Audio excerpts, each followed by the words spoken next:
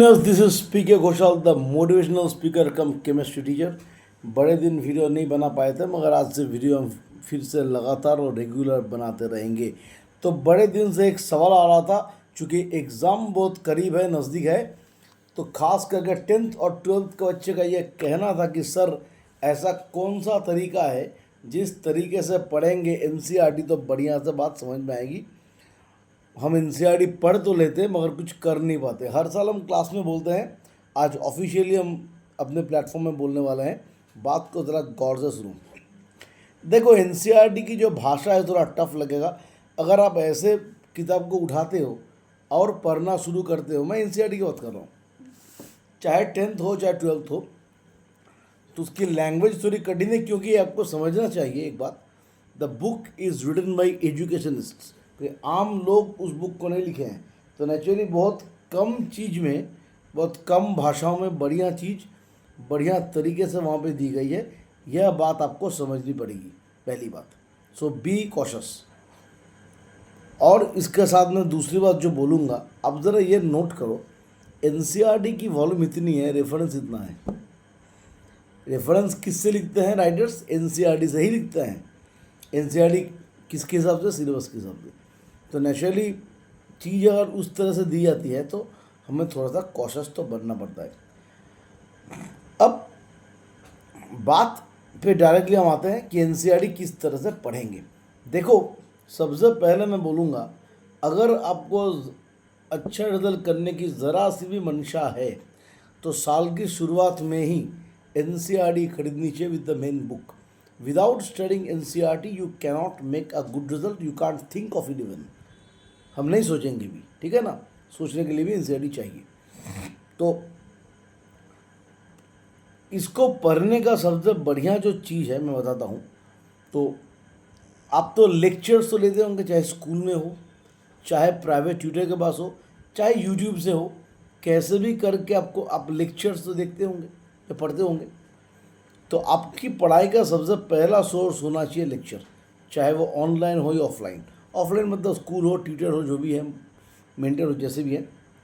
इसके बाद आपको जब पूरी चीज़ें क्लास में अपने बढ़िया से सुन लिया, इसके बाद पढ़ना चाहिए एनसीईआरटी। अब कुछ बच्चे ज़रा स्मार्ट होते हैं, वो क्या करते हैं, अच्छा कल टीचर पढ़ाएंगे, आज एनसीईआरटी दबा के पढ़ लेते हैं, कल जब पढ़ाएंगे तो सब समझ जाएंगे। नहीं होता ऐसा, उसकी भाषा थोड़ी ट्रिकी है, तो ऐसा नहीं होता।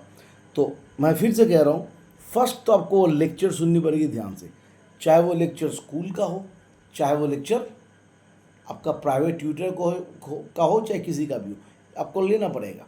उस वहाँ पे डाउट्स क्लियर करनी पड़ेगी, सब कुछ करना होगा, ऑफलाइन ऑनलाइन हो, जैसे भी हो।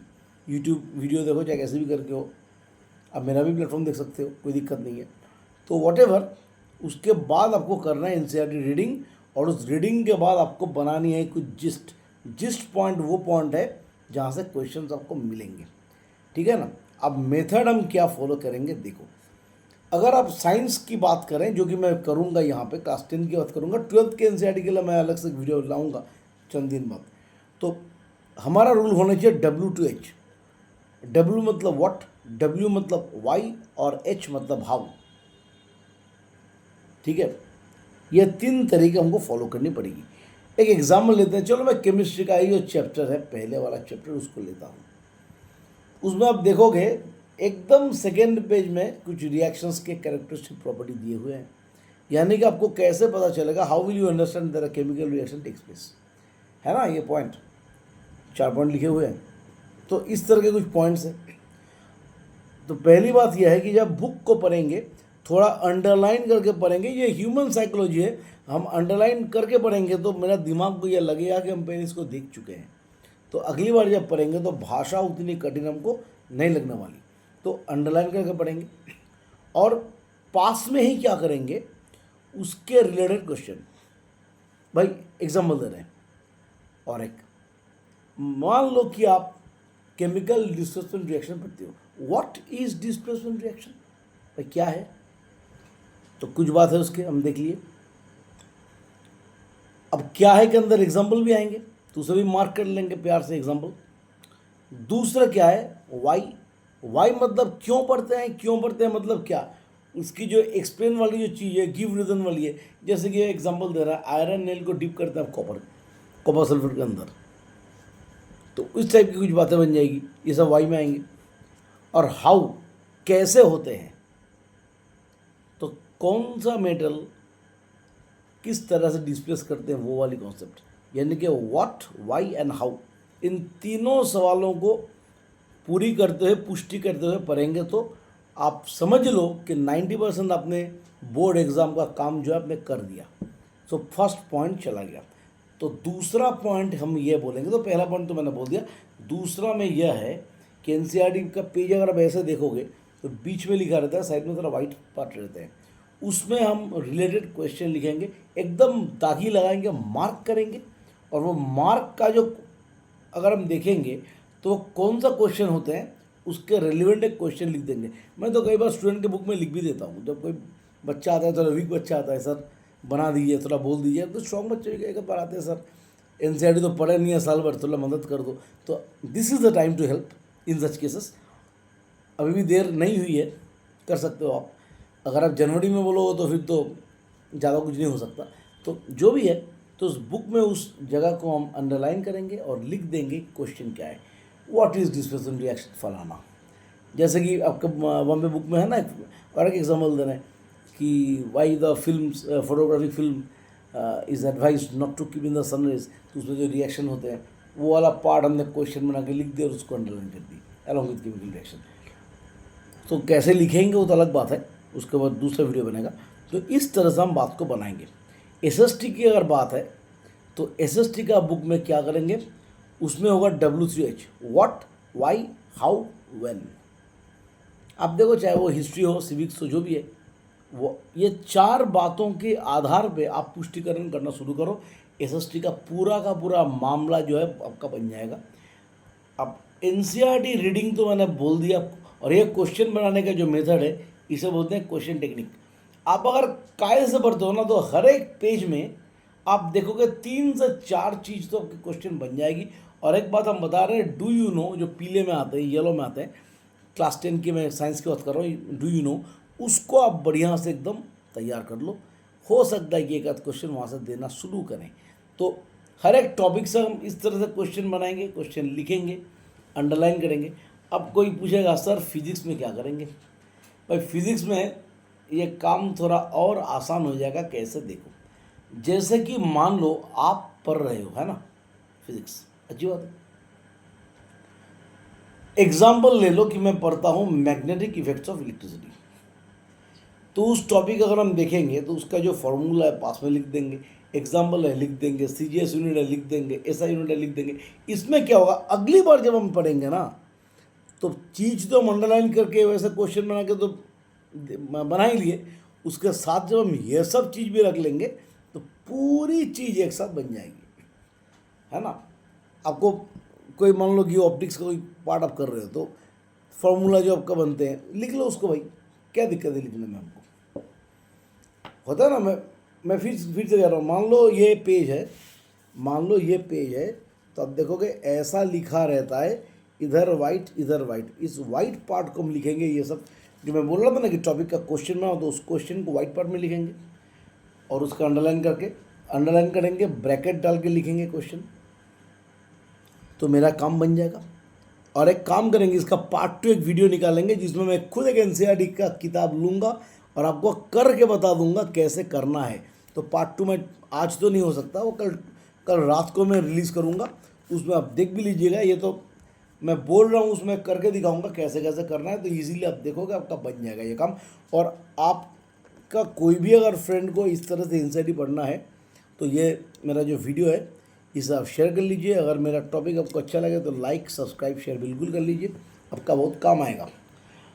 अच्छा, कोई बच्चा, इसके बाद क्या करना है, एनसीईआरटी के जो क्वेश्चन है उसको सॉल्व करेंगे। एनसीईआरटी के क्वेश्चन भी क्या होता है कि वो तरह तरह के क्वेश्चन देते हैं। एक्सरसाइज में क्वेश्चंस की लिस्ट थोड़ा छोटा है, मगर तरह तरह के क्वेश्चन उसको कर लेंगे। कभी कभार देखा तो क्वेश्चन एनसीईआरटी से कॉमन भी आ जाते हैं, तो इतना काम मैं कर लूँगा। अब ये कोई अगर कर लेगा तो समझ लो कि उसका मैक्सिमम काम बोर्ड एग्ज़ाम का जो है हो गया।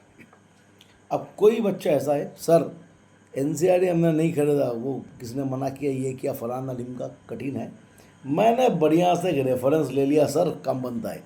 हाँ सही बात, रेफरेंस आपका बिल्कुल कम बनेगा, पर एनसीईआरटी के बाद तो क्या करना है, पहले लेक्चर सुनना है, उसके बाद एनसीईआरटी को जैसे मैंने बोला वैसे करके लिख लिख के पढ़ना है, पढ़ने के बाद क्वेश्चन बनाएंगे, फिर हम रेफरेंस को पढ़ेंगे एकदम, फिर मज़े से चीज़ हमको समझ में आ जाएगी। और उसके बाद मैंने तो पहले वीडियो बनाई था कि किस तरह से टारगेट करके पढ़ना है जब कोई टॉपिक नहीं बनता, तो मैं फिर से पुनः बार ये सब बात दोहराऊंगा, एग्ज़ाम सामने आ रहा है तो दोहराना पड़ेगा, तो मैं दोहराऊंगा ये सब बात, that's a different thing.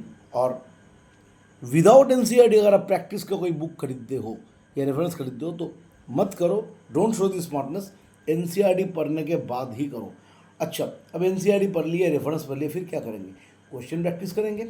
Sample paper तो मिलते हैं बोर्ड के, और अभी तो सैम्पल पेपर आ ही जाएंगे, दिवाली में चली गई मतलब अभी आने वाले हैं, तो इसको करेंगे हम। तो इस तरह से हम अगर पढ़ेंगे तो काम बनेगा। फिर से मैं कह रहा हूँ, साइंस के लिए क्या करना है, WWH यानी कि व्हाट, वाई एंड हाउ। तो पहले हम क्या करेंगे, लेक्चर बढ़िया से सुनेंगे, क्लास का जो क्लास होते हैं ऑनलाइन वीडियो देखो, कुछ भी करो, या फिर ऑफलाइन में अगर आप कोई कोचिंग में जाते हो, कोई मेंटर गाइड से पढ़ते हो, या फिर स्कूल में जो पढ़ाई होती है उसको बढ़िया से पढ़ेंगे। उसके बाद एनसीईआरटी को रीडिंग करेंगे, ऐसा पढ़ना नहीं शुरू करेंगे, उसमें क्या करेंगे, अंडरलाइन करके पढ़ेंगे इंपॉर्टेंट जो लाइन्स है, कुछ पॉइंट्स लाइन्स को हम बोलते हैं हॉट पॉइंट्स, यानी कि वो क्वेश्चन आते ही हैं, वो तो आपका जो गाइड है वो बता ही देगा आपको, जो पढ़ा रहे हैं आपको बता देंगे आपको क्या क्या ऐसी चीज़ है। तो इसको हम कर लेंगे। इसके बाद हम दूसरा क्या करेंगे, हम फिर उसका जिस्ट पॉइंट बनाएंगे, एक जिस्ट नोट भी बना लेंगे, एक कॉपी में पतली से कॉपी खरीद के उसका जिस्ट पॉइंट भी बना लेंगे, फलाना क्वेश्चन होगा तो फलाना आंसर होगा, और बुक में ही क्वेश्चन लिखेंगे, जो लिखने वाला पार्ट है उसको लिख देंगे ताकि एक झलक में पढ़ाई हो जाए। तो ये वाला पार्ट मेरा बन गया, यानी कि क्वेश्चन टेक्निक। फिर क्या करना है, फिर रेफरेंस बुक लेनी है, वही चीज़ रेफरेंस से एकदम बढ़िया से पढ़ना है। आपको डाउट्स अगर आते हैं तो उसको लिखेंगे, फिर वो डाउट को एनसीईआरटी से कंपेयर कर लेंगे तो उत्तर हमको मिल जाएगा, डाउट क्लियर हो जाएगा। फिर भी अगर मान लो डाउट क्लियर नहीं हो रहा है तो टीचर को पूछ लेंगे एक बार, कोई दिक्कत नहीं है। हालांकि होगा नहीं डाउट, आपको 90% के समय से देखे नहीं कि डाउट होते हैं। और इसके बाद क्या करना है, फिर रेफरेंस के क्वेश्चन बनाएंगे और प्रैक्टिस करेंगे, जितने प्रैक्टिस करेंगे उतना हाथ बढ़िया रहेगा। तो इसी तरीके से आप एनसीईआरटी को पढ़ें। कल फिर इस टॉपिक के ऊपर मैं एक वीडियो लाऊंगा जहाँ पर मैं खुद आपको एक NCERT book fresh chapter mark कर करके दिखाऊंगा, किस तरह से हमको लेवलिंग करनी है, किस तरह से इंक्स का यूज़ करके लाइन डाल के क्वेश्चन लगा के, ये क्वेश्चन टेक्निक को यूज़ करके व्हाट, वाई एंड हाउ को इस्तेमाल करके हम एकदम पढ़ाई मस्त बना सकते हैं एग्ज़ाम से पहले। और बिलीव मी, इस तरह से आप पढ़ोगे तो एग्ज़ाम भले ही सामने आ चुके हैं मगर मुझे डरने की कोई बात नहीं रहेगी। तो फिलहाल आपका ये दोस्त, होस्ट और मेंटर यानी कि कोच आपसे विदा चाहते हैं। कल को फिर मिलते हैं एक दूसरा वीडियो में। एनसीईआरटी यहाँ पे हम डायरेक्ट छानबीन करके दिखाएंगे कैसे करते हैं, इसका पार्ट 2 में। और कल हम कोशिश करेंगे एसिड बेस लेके भी क्लास 10 को कुछ देने के लिए। तो तब तक के लिए थोड़ा इंतज़ार कर लीजिए। And good night, all the best to you. जय माँ भारती।